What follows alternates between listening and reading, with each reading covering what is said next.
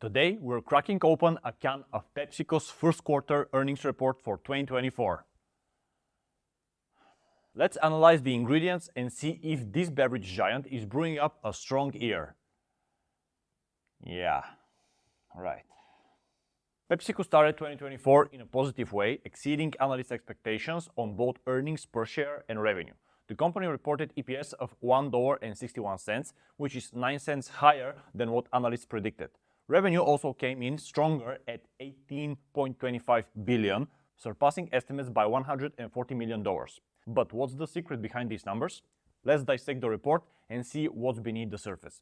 A key metric for PepsiCo, and any company for that matter, is organic sales growth. This metric removes the effects of factors like acquisitions, giving us a clearer picture of how the core business is performing. In Q1, PepsiCo's organic sales grew by 2.7%, a positive sign, especially considering it outperformed the analyst's consensus of 2.3%. Now, let's see where PepsiCo's growth is coming from. The company's international business continues to be a powerhouse. The European segment witnessed a remarkable 50% jump in operating profit on a constant currency basis, while Latin America also impressed with a 22% increase. This international strength is the primary driver for PepsiCo's overall growth. However, things weren't all sunshine and rainbows domestically. PepsiCo faced some challenges in North America, particularly with its Quaker Foods segment. This December, the US Food and Drug Administration, or the FDA, issued a recall of more than 40 Quaker Oats products due to possible salmonella contamination. Product recalls significantly impacted Quaker Foods, leading to a concerning 22% decline in volume. This setback was partially offset by improvements in other segments, but it's a noteworthy hurdle PepsiCo needs to overcome.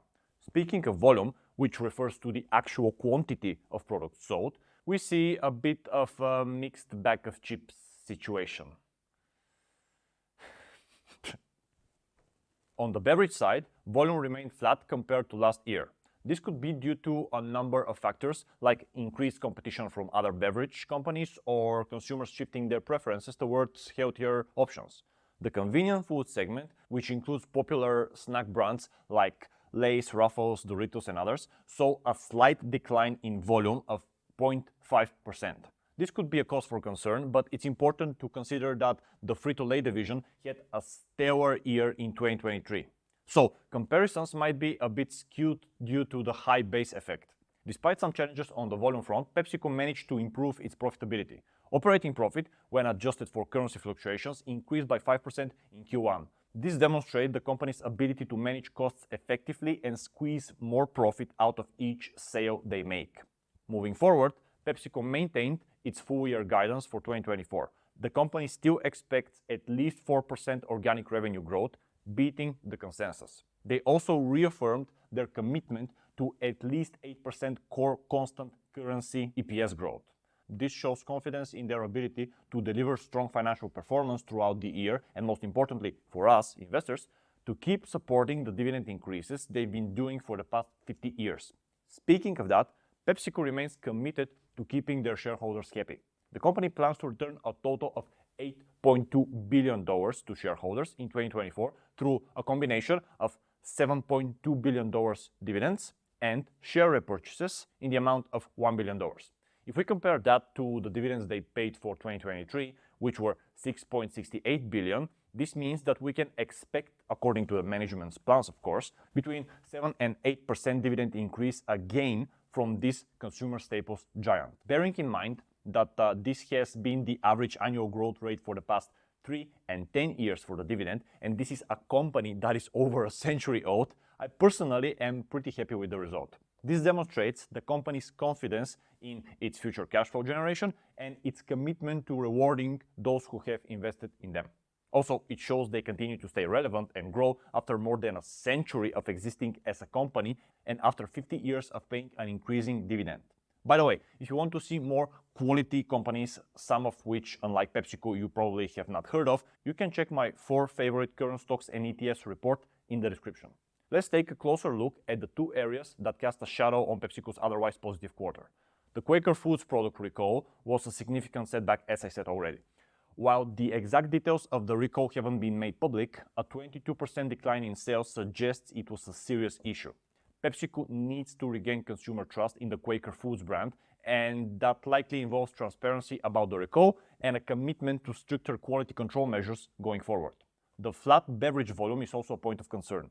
While some consumers might be shifting towards healthier options, PepsiCo also faces growing competition from innovative beverage companies offering exciting new flavors and functional benefits.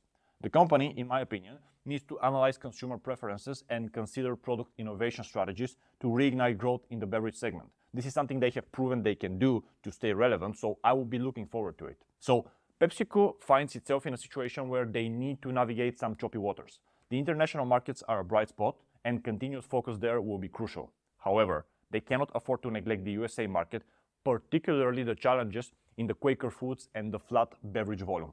Here are some key questions I think PepsiCo needs to answer. First, how will they address the issues that led to the Quaker Foods recall and rebuild customer trust?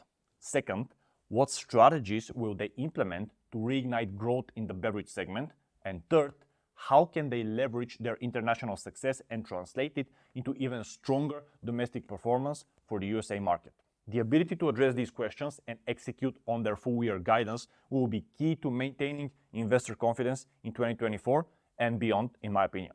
So, overall, PepsiCo delivered a decent first quarter, exceeding expectations on earnings and revenue. Their international strength and focus on profitability are encouraging signs. However, challenges in USA and flat beverage volume remain areas to watch closely. Whether PepsiCo can deliver the performance all shareholders want for the rest of the year will depend on their ability to navigate these challenges and capitalize on their international growth momentum. So let me know in the comments what are your thoughts on PepsiCo's Q1 earnings report. After you do that, make sure you continue your investing education by checking this video that should have appeared on your screen already. See you in the next one, and remember to check all important disclaimers in the description.